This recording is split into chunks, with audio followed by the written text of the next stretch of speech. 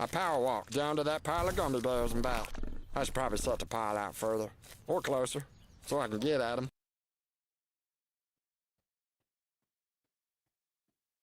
Hey, what's up, everybody? What is going on?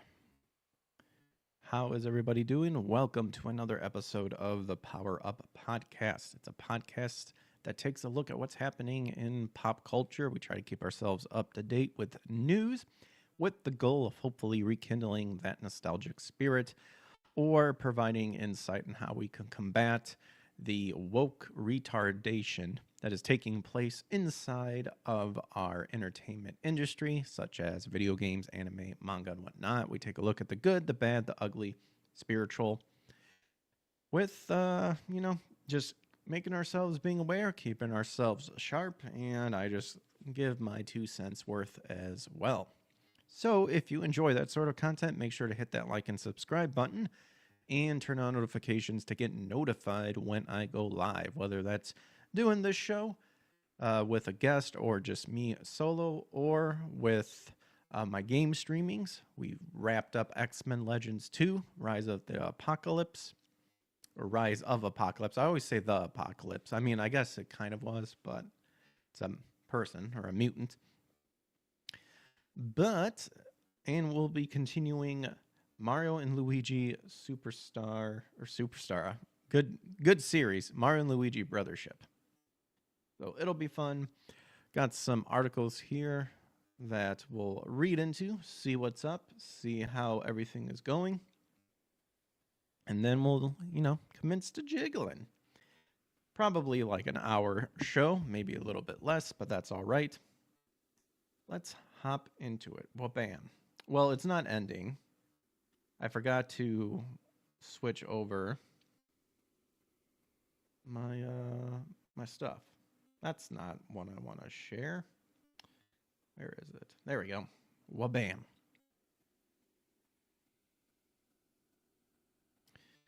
Alrighty. Cool.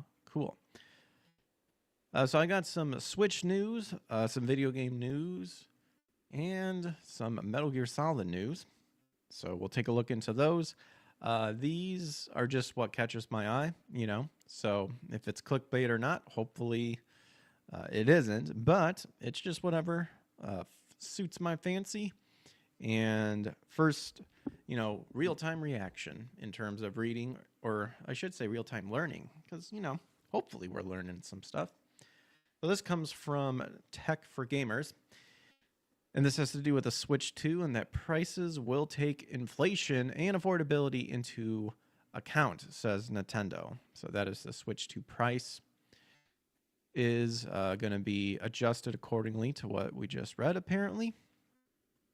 The Nintendo Switch 2 has been officially unveiled, but there is still a lot of remains a mystery about the console. One major detail the fans are curious to learn is the price, which could make or break the new hardware.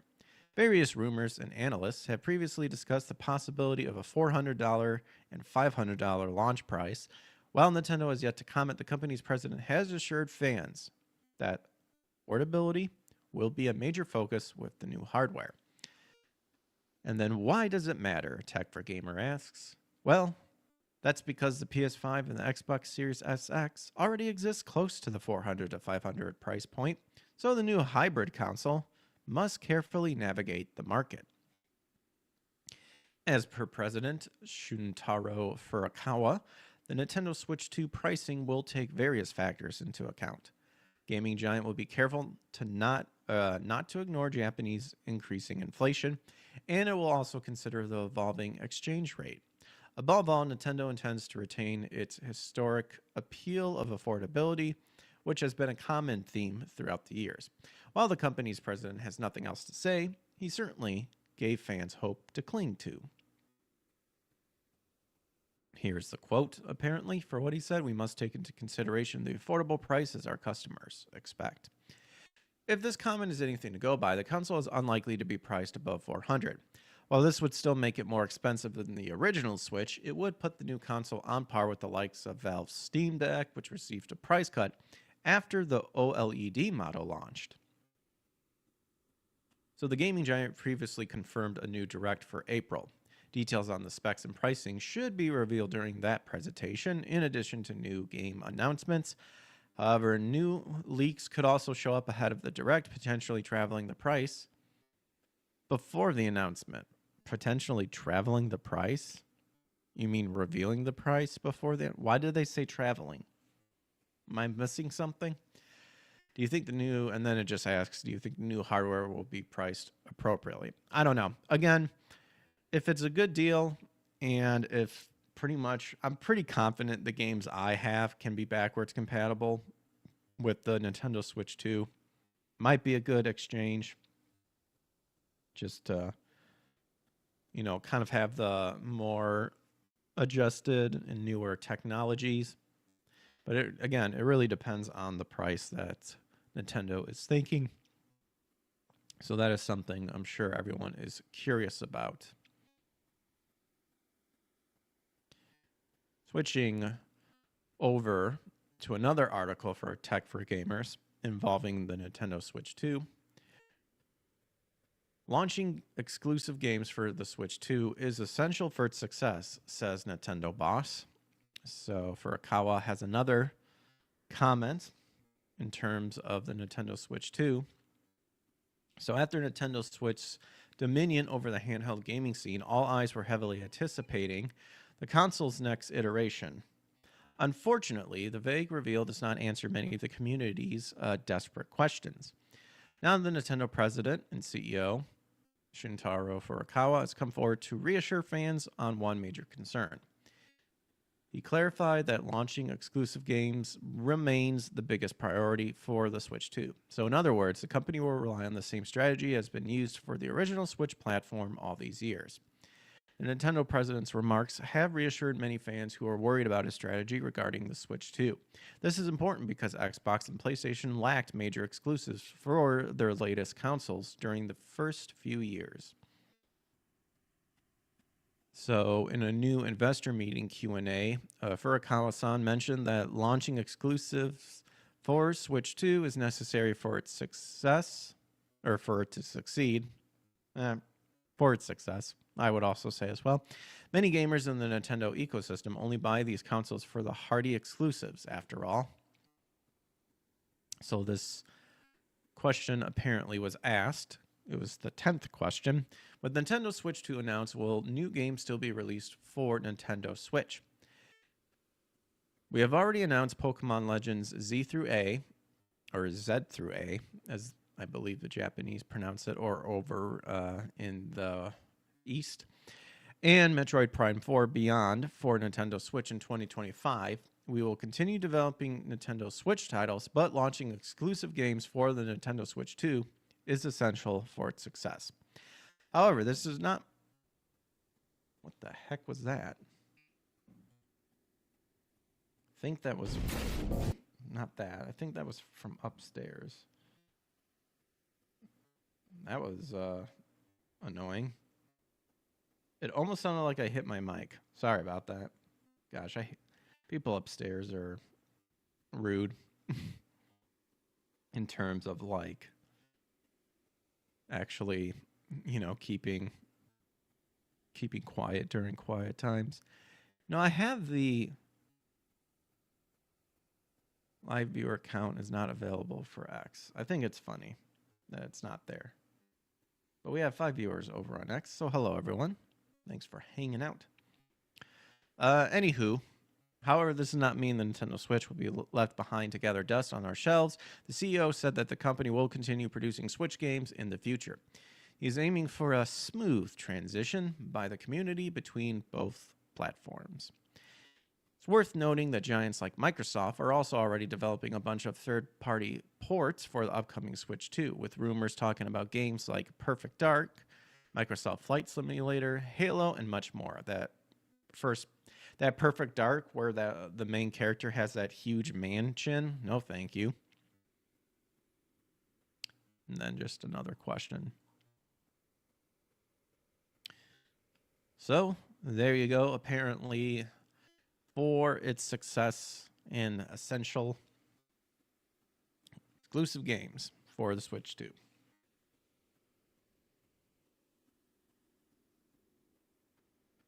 focusing more on like the actual console itself, we have a Video Game Chronicle article here showing that the Switch 2 Joy-Con patent shows a potential new controller, also with mouse support. Now that, I believe that was kind of a rumor because I remember reading about it.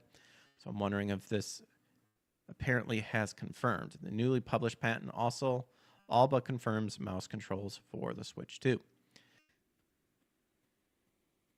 So, a newly published Nintendo patent for the Switch 2 Joy-Con shows the controller being used as a mouse, as well as diagrams of a potential new controller.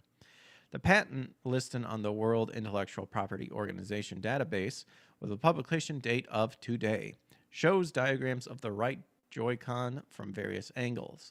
Also shows the Joy-Con on its side being used as a mouse, all but confirming previous reports that Switch 2 would feature mouse controls. The patent also shows images of a mysterious pair of controllers, which look like a standard controller, divided into two, each with an optical sensor in the side. So according to the diagram, these controllers can also be turned on their side and used as a mouse, but can also be attached together using, quote, an attachment pair, which is apparently not shown. In this case, the first input device and the second input device may be used as an integrated controller held by both hands of the user. The patent reads, each device may be attached with peripheral devices. So, there you go.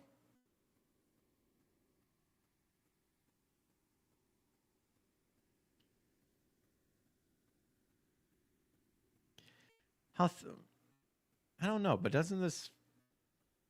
Would that actually feel comfortable? Because it's a rather thin, like, piece. You know, I have my Nintendo Switch, like, right over here. I don't know. I feel like it still would be thin to where would you really be use for, would it really, like, feel like a mouse? I don't know. But here's your other controller. Some reason, oh my gosh, this is giving me, what's it called?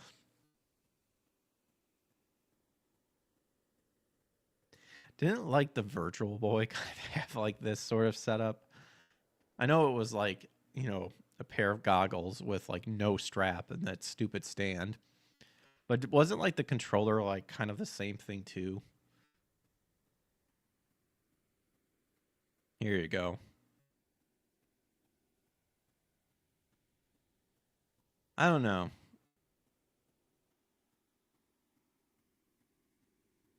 This one could probably be a little bit more to like a mouse as opposed to the Joy-Con, just because of like the thinness of it. Because we don't know what like, well, this actually, well, is this literally like, you know, a standard controller just like cut in half sort of thing? Anyway, Nintendo officially revealed the Switch 2. Okay, we kind of already read this, and then the trailer appeared to show the Joy-Cons attaching to grips, then sliding across the ground, much like a mouse would, before detaching from the grips and then attaching to the Switch 2 console. This lent further credence to previous reports that at least one of the new Joy-Con controllers has an optical sensor in it, similar to the one used by most optical mice. There ye go. So, confirmed via a patent that it is going to act like a mouse. And I guess, in a way, we could have, you know, a lot of people did come to the conclusion with the trailer that when, you know, they saw it acting like a mouse, it was indeed a mouse. I think that's all the articles I found, like, involving the Switch here. Yeah, it looks like it. Now, this caught my eye. This was also from Tech for Gamers. So, a Resident Evil-style Devil May Cry remake leaked by Virgil voice actor. So, Devil May Cry is one of Capcom's biggest IPs today, but the series has yet to see a new entry since 2019. The director responsible for overseeing the franchise over the last 2 decades, Hideki Tsuno, also left the studio last year, leaving fans concerned about the future. Many thought Capcom would be left clueless without Tsuno's leadership, but it seems the publisher had other plans. According to a new teaser, a Devil May Cry remake may be in the works. The original Devil May Cry director already expressed interest in working on a remake, and Capcom has found plenty of success with the Resident Evil remakes in recent years.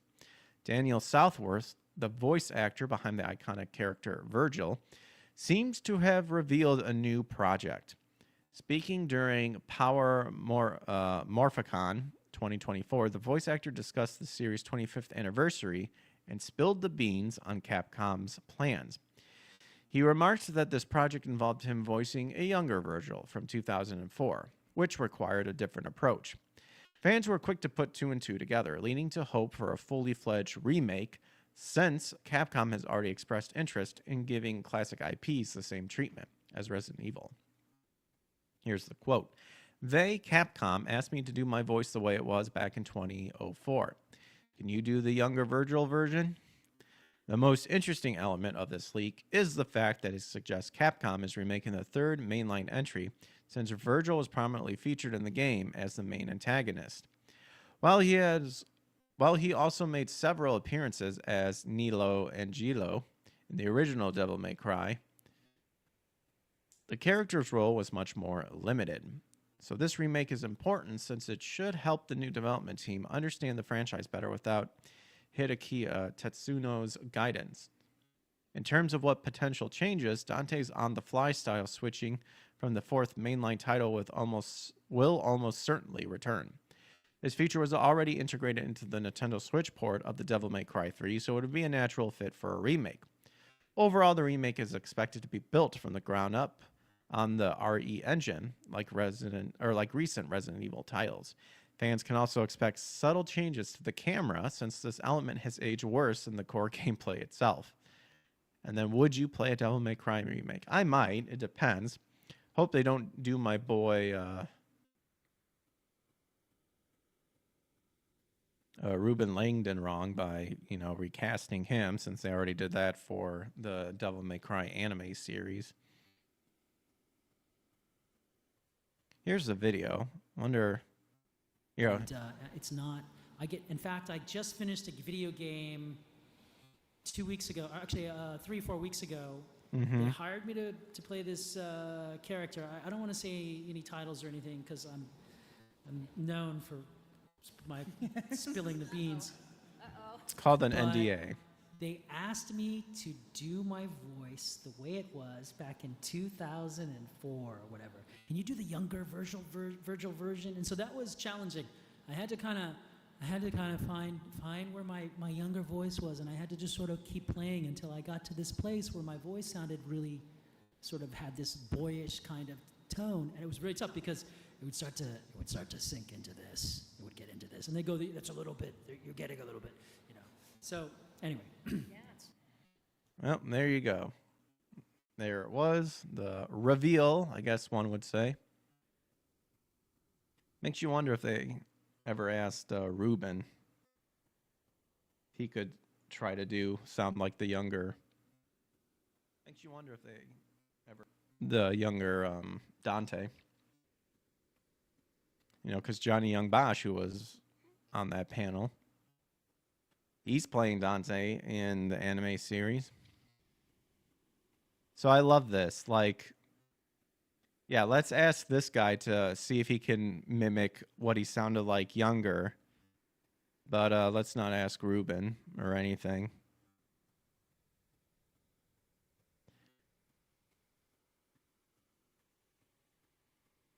That was kind of annoying for me when it came to the Netflix series, because I was on the band of, did you like the guy who created the series, he was responding to some people, and I was like, did you even ask Ruben if he would want to return to do it? And people were like, well, he's older now, he sounds older. And I looked it up, and it's like, dude, Johnny Young Bosch and Ruben are 1 year apart. Give me a fucking break. And then they're asking him can you sound like how you did back in the day? It's like, okay. So we all know, because Capcom, let go of Ruben to voice Ken. So, bunch of dicks. But any case, there you go. So, possible Resident Evil style Devil May Cry remake. apparently leaked. And I like how he said, "I'm known to spill the beans," and he was trying to word it correctly, but then just gave information that can just, that what the article talked about, like 2 and 2 quickly put it together. Take-Two. So this caught my eye. Another Video Game Chronicle article. Take-Two CEO says AI could increase employment and productivity as long as the IP isn't infringed. Strauss Zelnick says he can't think of any new guardrails that need to be implemented for AI use in development. He says not only does he think AI won't lead to job losses, he believes it could lead to increased employment. So in an interview with GameIndustry.biz, Zelnick was asked what role AI plays in Take-Two's strategy and whether there are guardrails the industry needs to implement to protect itself. He replied by saying he feels AI is just another tool, that he's certain it won't lead to redundancies, that it will help productivity and profitability. AI is an oxymoron. There's no such thing, Zelnick said. Machine learning, machine don't learn. Those are convenient ways to explain to human beings what looks like magic. Oh, wow, he's really going at it. Bottom line is that these are digital tools, and we've used digital tools forever. I have no doubt that what is considered AI today will help make our business more efficient and help us do better work, but it won't reduce employment. To the contrary, the history of digital technology is that technology increases employment, increases productivity, increases GDP, and I think that's what's going to happen with AI. I think the video game business will probably be on the leading, if not bleeding edge, of using AI.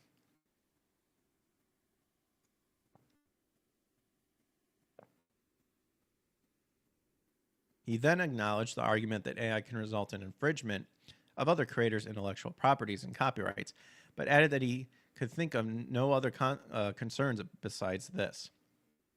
In terms of the guardrails, if you mean not infringing on other people's intellectual property by poaching their larger language models, yeah, we're not going to do that, he said. Moreover, if we did, we couldn't protect that. We wouldn't be able to protect our own IP. So, of course, we're mindful of what technology we use to make sure that it respects others' intellectual property and allows us to protect our own. Apart from that, I really can't think of any new guardrails that needs to be implemented. Zelnick isn't the only CEO who believes AI will be beneficial in the development of his company's products. Last year, EA CEO Andrew Wilson outlined the transformative impact he believes generative AI can have on the company and a wider games business over the next 5 years. Wilson said that in the past, it might take 6 months to build an in-game sports stadium, but last year that time shrunk to 6 weeks. And over the coming years, it could be cut down to 6 days. I thought, man, would have been nice if it was 2 weeks, and then you could play the All That Remains song 2 weeks. It's a good song, by the way.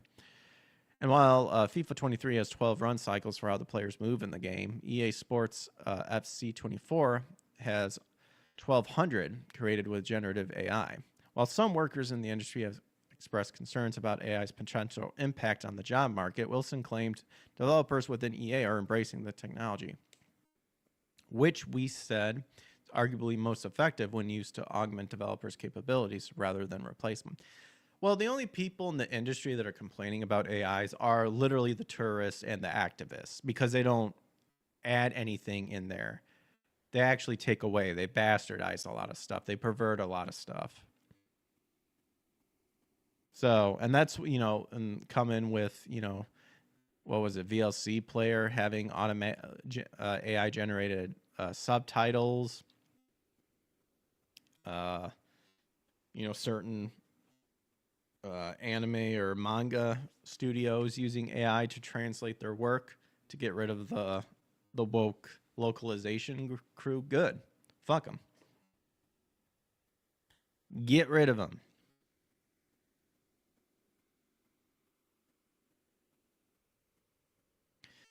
So, along with Take-Two, they're also claiming that Grand Theft Auto 6 is on track to release in fall of 2025. I've stopped giving a crap about Grand Theft Auto for quite a while. I tried getting it to 5, and I believe I have it, but I never finished it. I don't know. But they're claiming it's still on track to release later this year. And then during an investor presentation discussing its Q3 earnings for the financial year of 2025, it confirmed that the game is still listed as launching fall of calendar 2025. It also said Borderlands 4 is still planned to release later this year. Hasn't given more concrete release dates for either game, however, which may prove frustrating for other publishers who are reportedly deciding not to nail down release dates for their own products so as not to clash with the release of Grand Theft Auto 6. That would be Take-Two is doing that. We forecast the calendar year 2025 will be an inflection point for Take-Two, the publisher wrote in a statement.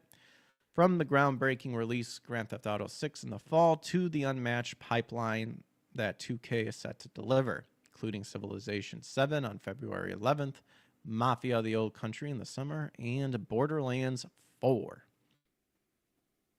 And last month, Bloomberg claimed the rival game publishers are waiting as long as possible to commit to the release date for the next fall because GTA 6 planned release. They want to see if GTA 6 will make its deadline or be delayed until 2026, with the goal being to put significant distance between the release of their own games and Rockstar's, it claimed. Take-Two itself has said it's planned to avoid clashes for its biggest titles, sure, meaning Borderlands 4 is unlikely to release with any close proximity to GTA 6. Oh, I guess I was thinking of like other people's titles. I was like, why? Who cares? But their titles. I think it's safe to say that we wouldn't, and no one would, stack up huge releases unnecessary, CEO Zelnick told Variety last year. Yeah, I could care less about Grand Theft Auto 6 at this point. Like, who gives a shit? Because I don't. All right, so I've talked about The Last of Us and Kuckerman and all that. And this comes from That Park Place. And that is apparently The Last of Us live action show changes Abby's physique. Well, Neil Druckmann claims we pander to no one.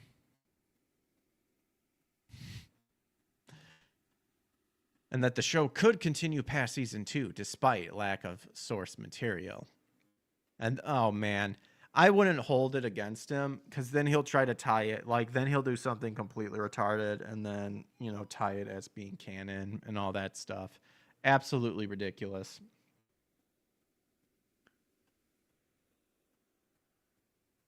But it was the main thing about Abby's physique. Like, does she actually look feminine as opposed to what she looked like right there? Season 2 of HBO's The Last of Us live-action TV series is on its way. In a recent interview with Entertainment Weekly, the showrunners hinted that the series based on the beloved. Well, the first game people loved. Then the second one turned to shit. And then, heaven forbid, a third one comes around. Is far from over, despite there being no more source materials after season 2. They also confirmed the character of Abby will have a different physique than in the game, while claiming they pander to no one. Except The Last of Us Part 2 was one big, gigantic, woke pandering public service announcement. It wasn't a game. It was a public service announcement. I mean, that straight up, like, 70s Democratic scene with Abby and her girlfriend, who I don't even remember, like, her name, like, making out in that weed house. Like, retarded. Absolutely retarded.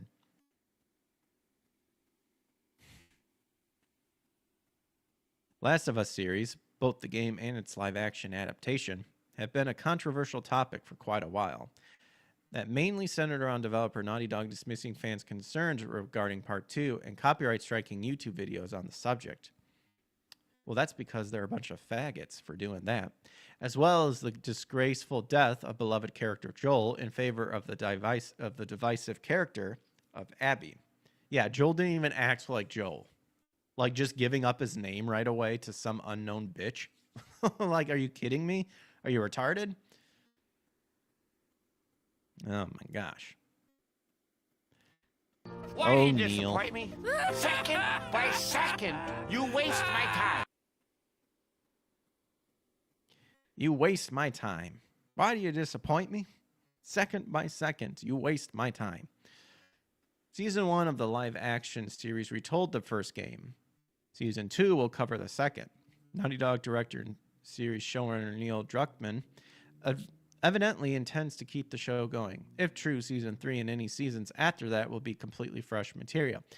Yeah, because he can't think of anything else to do. Oh wait, isn't there like he doing like a new game, and then of course like the main character is some butch lesbian with like some shaved head? Isn't it like he doing something like that? That's how forgettable it is. Question is, how will they go about it? Joel died early in the second game, so it's expected that the show will follow the chain of events. Pedro Pascal, a bitch, who plays Joel in the live-action series, believes his character's death will be much different from the game. However, there's no confirmation of this yet.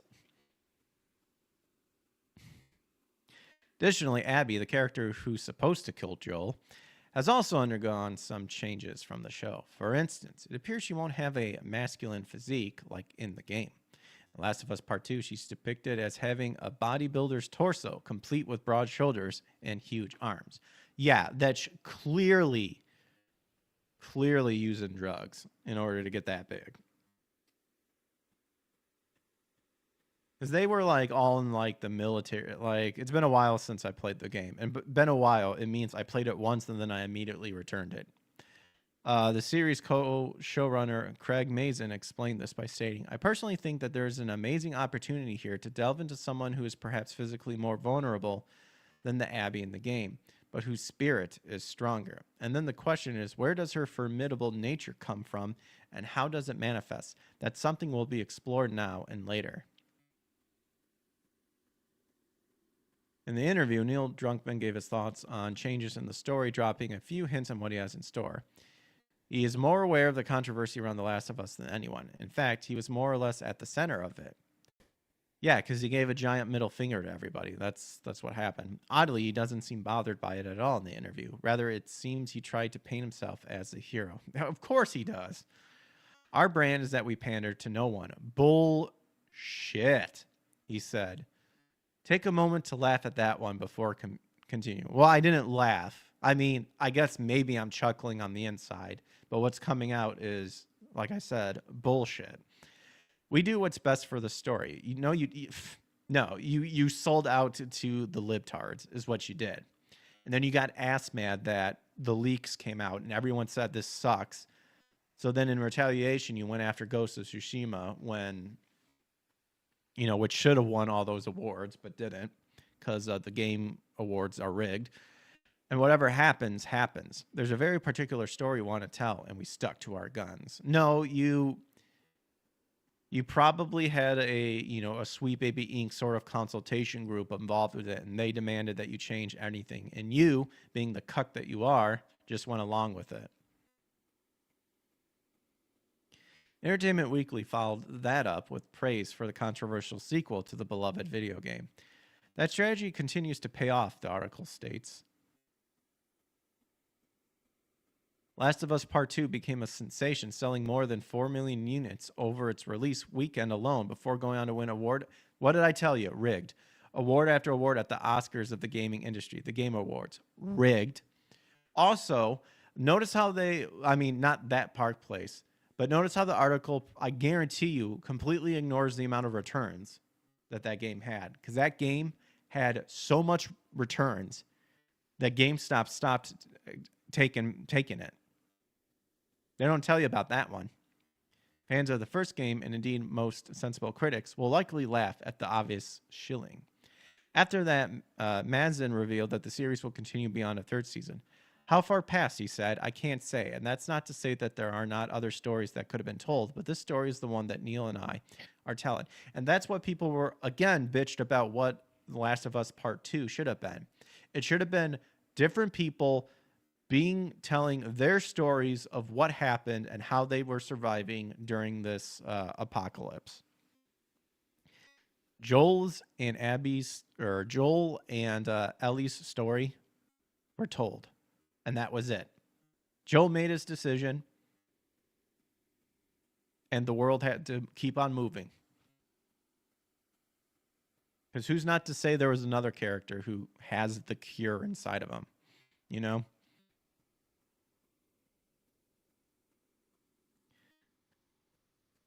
Cuckman supported this quite strongly. We have a plan, he told EW. We know what we need to do going forward, but we couldn't tell you right now exactly how many episodes or how many seasons it would take to get there.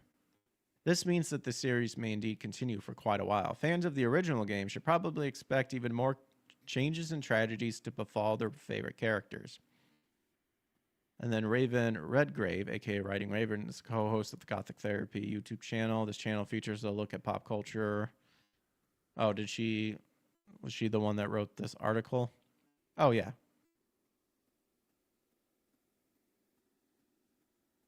There you go. Yeah. And I'm one of the people that laugh whenever someone says The Last of Us is like a masterpiece. It's not a masterpiece. It's okay at best. First game was good. Second game was tolerable. In terms... No, I shouldn't even say that, because when I streamed it, I got towards the end where I was just playing the game just to get through it, because I put too much time into it. And I was just like, oh, God, please just get me through this. Once this is done, I never have to play it again. And that's what I did. So, yeah, that was hilarious. We pandered to no one. Lies after lies after lies. Moving in a more political opponent. I don't know what. Moving in a more political, themed article here from that Park Place, but it does have gaming. Politico took $8 million in USAID taxpayer money while attacking Gamergate and pushing anti-gamer narrative. And good old Trump and his administration just cut them off.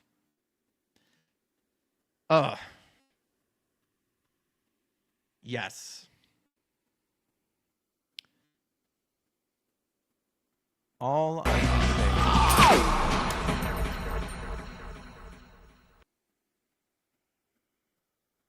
say is that USAID, you're dead, fools. You're dead. It turns out that the Political, the left-leaning news outlet that has long smeared the Gamergate and gaming community, was receiving millions in taxpayer dollars. White House Press Secretary Caroline Leavitt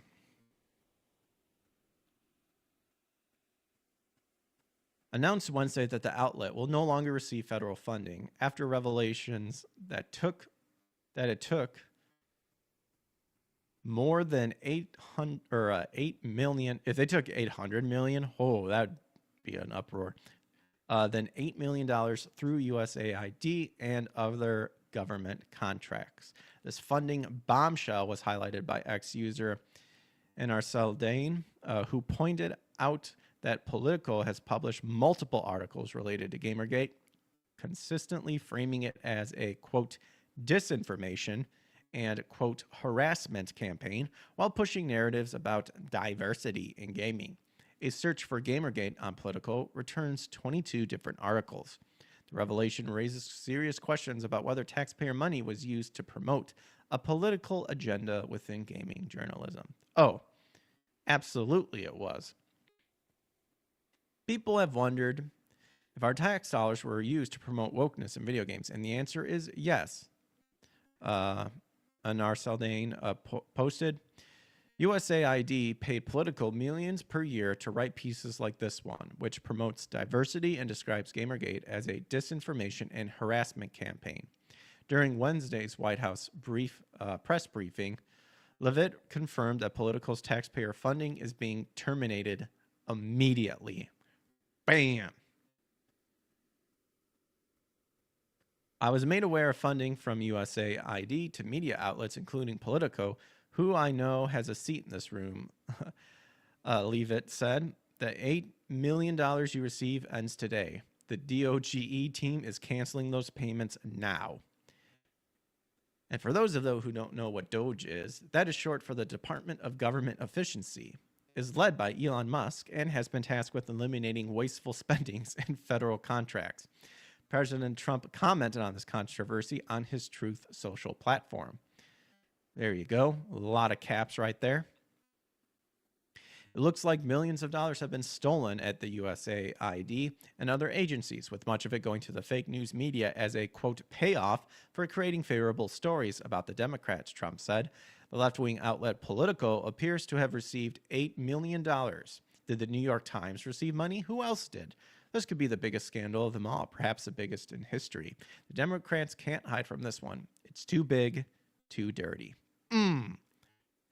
Suck it, assholes. Political's history of pushing anti-gamer narratives. For years, Political has aligned itself with activist gaming journalists, more appropriately the journalists, who push woke narratives under the guise of combating toxicity. The toxicity of our city, disorder. Their extensive coverage of Gamergate framed gamers as reactionary extremists rather than addressing the legitimate concerns about media corruption that sparked the controversy in the first place. Many of these narratives were driven by the same journalists who sought to rebrand gaming as a, quote, progressive battlefield rather than an entertainment industry. See? Exactly. It was never about gaming. It was a field that they said was not politically corrected, so they infiltrated and they bastardized it. Political's financial ties to the government now raises concerns about whether these narratives were shaped, at least in part, by taxpayers-funded incentives. Ugh. Excuse me. Political isn't alone in taking taxpayers' money. According to the USAspending.gov, other media outlets receiving government funds include the Associated Press, Reuters, and of course, the New York Times. These revelations come at a time when Musk and the Trump administration are aggressively slashing wasteful federal spending. Leavitt made it clear that taxpayer money should not be funding media outlets that serve political interests rather than public good.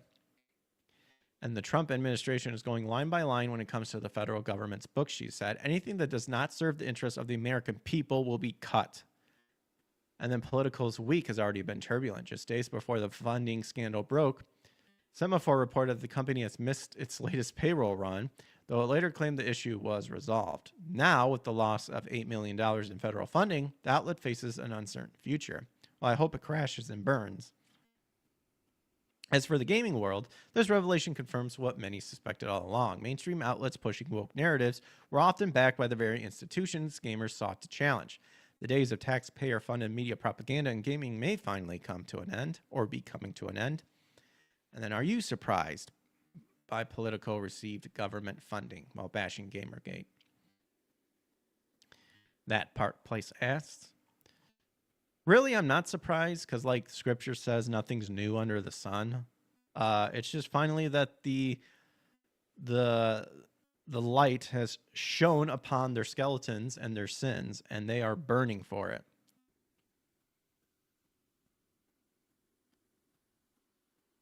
Well, now with here, the one that kind of caught my eye, I didn't read this, I just had to scroll down, is Metal Gear Solid Snake Eater trailer was spotted on the PlayStation Store and releases, according to this, on August 28th, 2025. We got two articles, both from Tech for Games and also from Video Game Chronicles here. Ooh, there's an update. The release date has now been removed from the official PSN store. Uh-oh.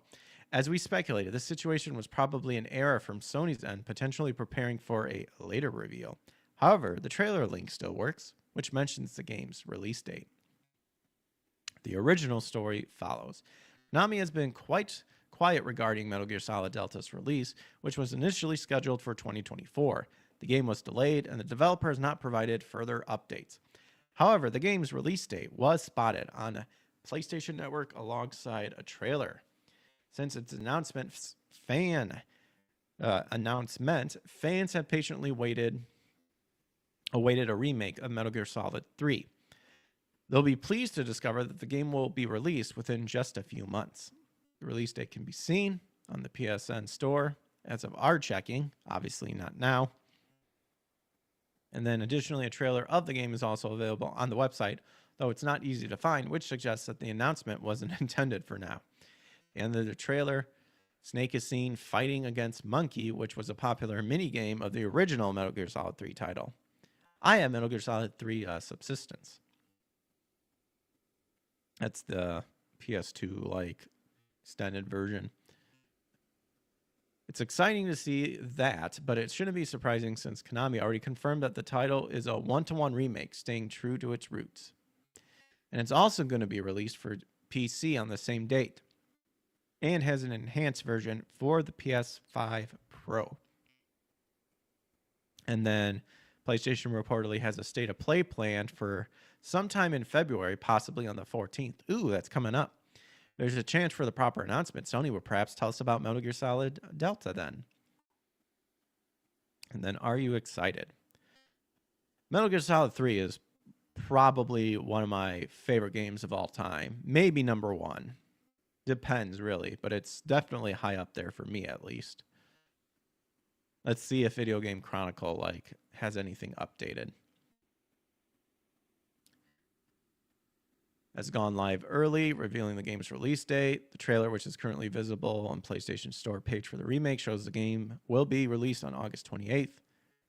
Then, according to the page, also, like we said, the PS5 Pro Enhanced trailer confirms that the Snake versus Monkey mode for the original game will return to the remake.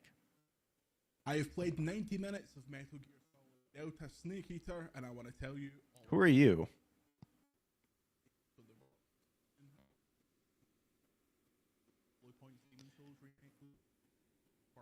Right in the neck. Freeze. Look at that CQC, baby.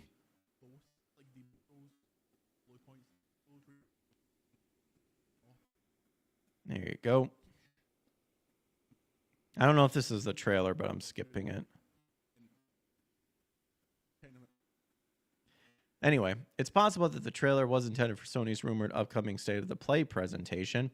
Metal Gear Solid Delta Snake Eater's difficulty was changed based on whether players use the game's new third-person visual perspective or the original fixed perspective.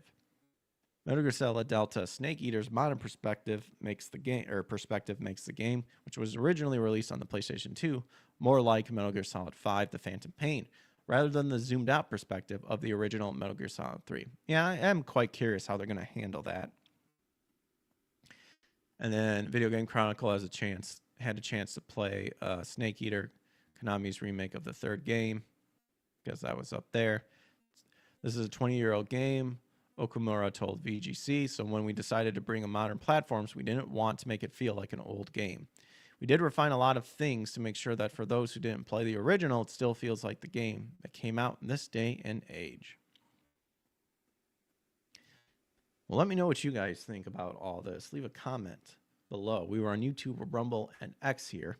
And that's all the articles I have for today. So, this day in gaming. So, let's check out some video games that were released over the years here on both GameFAQs and Moby Games here. And then we'll sign off for tonight. So, February 6th, games that were released starting from 36 years ago. Apparently Adventures of Tom Sawyer, if you like that. Nice. Street Fighter 2. Good one. Sorcerer's Kingdom. GT Advance 3. Not sure about that one. Feeding Frenzy 2. Okay. Lunar Nights. You're a Sims. You got your life stories. Dragon Quest Monsters 2 for the 3D. Oh, the Darkness 2. Actually, I remember my friend playing the Darkness. I should check that out at some point. Soul Calibur Lost Swords in the PS3. Virtua Fighter 5, The Ultimate Showdown. There you go. And then Sid Meier's Civilization 7. There you go. Silent Force Deadly Night Horror for the Nintendo Switch, apparently. Well, got some games I'm familiar with, others not really. Let's check out over in Moby Games, which is a more worldwide kind of list here. Ooh, apparently in 1986, company changes its name to the Walt Disney Company. That would be Walt Disney. That's cool.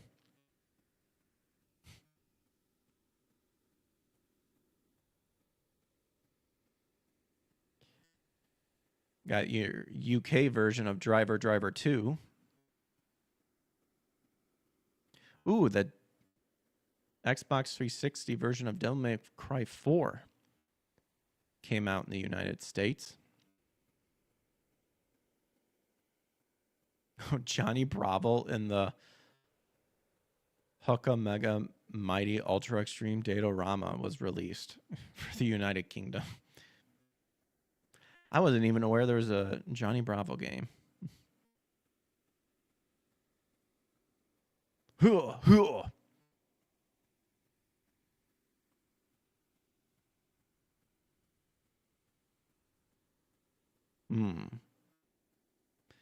Apparently the initial release iPhone of Lord of the Fallen. I keep seeing that advertised.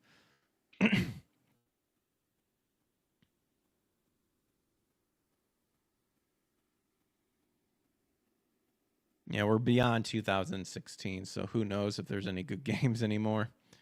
I've noticed that the games start going downhill after 2016.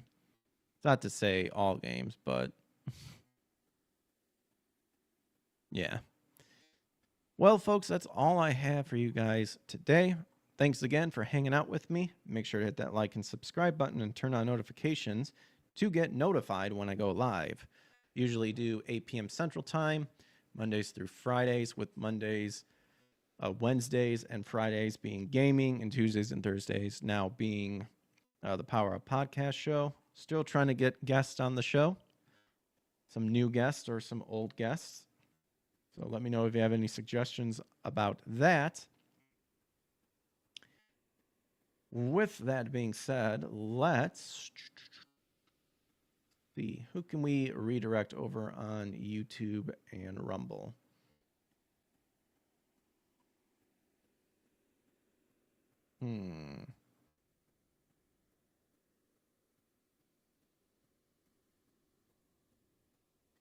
Go ahead and do Vara Dark over on YouTube. And then I believe on Rumble, Alex Zedra is live. Let's go raid her.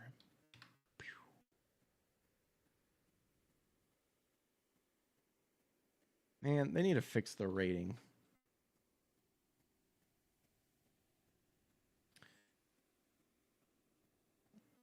All right. But that is all I have for you today. You guys have a good rest of your night. Take care. God bless. And I'll catch you guys on the flip side. Peace.